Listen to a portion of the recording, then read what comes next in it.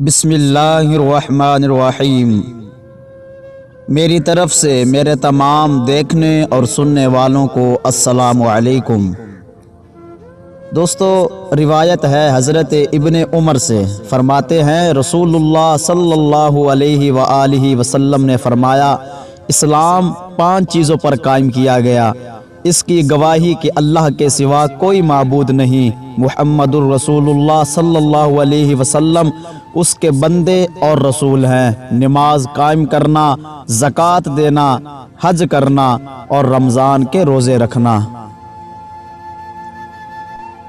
روایت ہے حضرت ابو ہریرہ رضی اللہ تعالی عنہ سے، فرماتے ہیں کہ فرمایا نبی کریم صلی اللہ علیہ وسلم نے، ایمان کی چند اور 70 شاخیں ہیں، ان سب میں اعلیٰ یہ کہنا کہ اللہ تعالیٰ کے سوا کوئی معبود نہیں، اور سب سے ادنا تکلیف دہ چیز کو راستے سے ہٹانا، اور غیرت بھی ایمان کی شاخ ہے۔ روایت ہے حضرت انس رضی اللہ تعالی عنہ سے، فرماتے ہیں کہ فرمایا نبی کریم صلی اللہ علیہ وآلہ وسلم نے، تم میں سے کوئی مومن نہیں ہو سکتا تاں کہ میں اسے ماں باپ، اولاد اور سب لوگوں سے پیارا ہو جاؤں۔ حضرت ابو ہریرہ رضی اللہ تعالی عنہ سے مروی ہے کہ نبی کریم صلی اللہ علیہ وآلہ وسلم نے ارشاد فرمایا، گرمی کی شدت جہنم کی تپش کا اثر ہوتی ہے، اس لیے نماز کو ٹھنڈا کر کے پڑھا کرو۔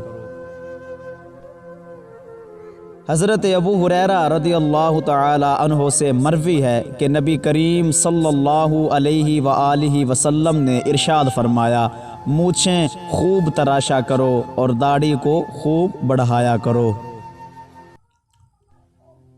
حضرت ابو ہریرہ رضی اللہ تعالی عنہ سے مروی ہے کہ نبی کریم صلی اللہ علیہ وآلہ وسلم نے ارشاد فرمایا،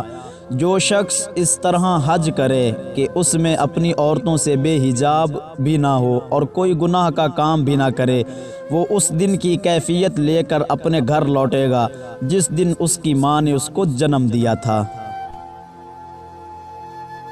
حضرت ابو ہریرہ رضی اللہ تعالی عنہ سے مروی ہے کہ مجھے میرے خلیل صلی اللہ علیہ وآلہ وسلم نے